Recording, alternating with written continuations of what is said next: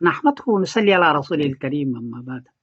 حضرت مولانا سلمان ندوی صاحب دامت برکاتہم نے ایک ویڈیو میں کہا ہے کہ حضرت معاویہ رضی اللہ تعالیٰ عنہ اس امت کے فرعون ہیں، اور انہوں نے حوالہ دیا مستدرک الحاکم کا۔ جب میں وہاں گیا تو دیکھا کہ وہاں تو ولید ابن یزید کے بارے میں فرمایا ہے، یہ بلکہ صرف ولید کے بارے میں فرمایا، حضرت معاویہ رضی اللہ کا وہ ذکر ہی نہیں ہے۔ حدیث کا نمبر ہے مستدرک الحاکم نے 8509۔ مولانا اتنے بڑے صحابی پر آپ اس امت کا فرعون کا حکم کیسے لگا دیتے ہیں مستدرک للحاکم سے، جبکہ وہاں اس کا ذکر ہی نہیں ہے؟ کیوں اس طرح آپ کر رہے ہیں؟ جبکہ بات یہ ہے کہ حضرت معاویہ رضی اللہ تعالیٰ وہ عظیم شخصیت ہے جنہوں نے 3 بڑے بڑے کام کیے ہیں۔ پہلا کام انہوں نے کیا ہے کہ حضرت علی رضی اللہ تعالیٰ عنہ سے جو جنگیں کروائی اپنوں میں، 3 شیعوں نے 3 جنگیں کروائی، جنگ جمل، جنگ صفین، جنگ نہروان اپنوں میں کروائی، ان سارے شیعوں کو مار مار کے سینٹنگ میں کر دیا اور حضرت علی رضی اللہ تعالیٰ کے قتل کا بدلہ لیا۔ حضرت معاویہ نے کیا ہے، معاویہ رضی اللہ کے زمانے میں ایک بھی جنگ اپنوں میں نہیں کرنے دی، اور کسی شیعہ کا پتہ نہیں ہے جو جنگیں کروا رہے تھے اپنوں میں۔ تو پہلا تو یہ ہے کہ حضرت معاویہ رضی اللہ تعالیٰ نے حضرت علی رضی اللہ عنہ کے قاتل کا بدلہ لیا ہے۔ حضرت حسن رضی اللہ تعالیٰ عنہ کے جانگ میں خنجر مارا شیعوں نے، ان کا بھی انہوں نے بدلہ لیا ہے۔ کتنا بڑا کام ہے۔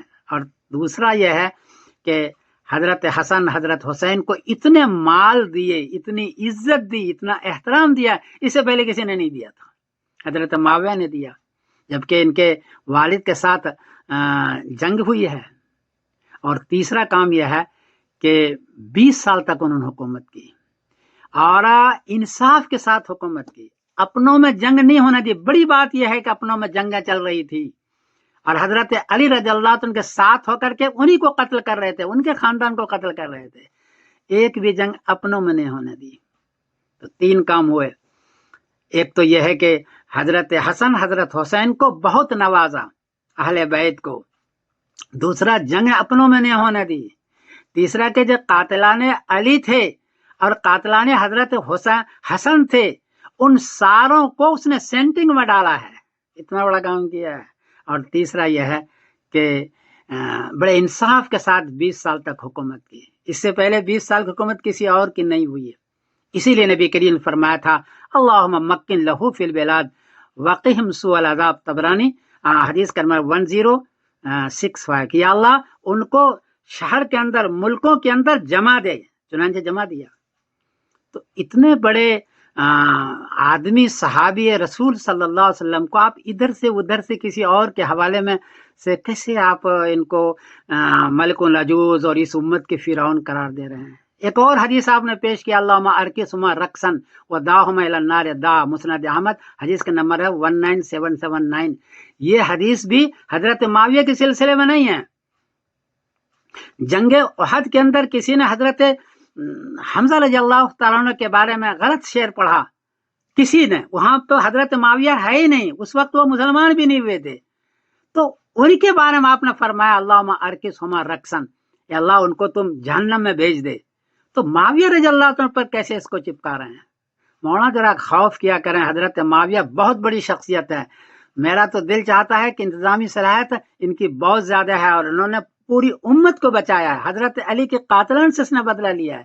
اس لیے آپ اس قسم کی چیزیں نہ کیا کریں، الٹی سیدھی چیزیں آپ نہ کیا حضرت معاویہ رضی اللہ کے بارے میں۔ میری ایک گزارش ہے مولانا، میں سمیر الدین قاسمی بول رہا ہوں، غلطی ہوئی تو معاف کرنا۔ السلام علیکم ورحمۃ اللہ وبرکاتہ۔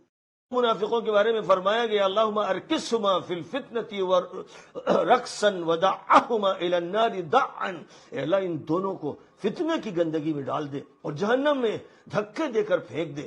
یہ روایت آپ سن کے حیرت میں پڑ جائیں گے کہ معاویہ اور عمرو بن العاص کے بارے میں بیان کی گئی ہے۔ قسم کھا کر کہتے ہیں کہ معاویہ ان بدترین حکام میں داخل ہیں۔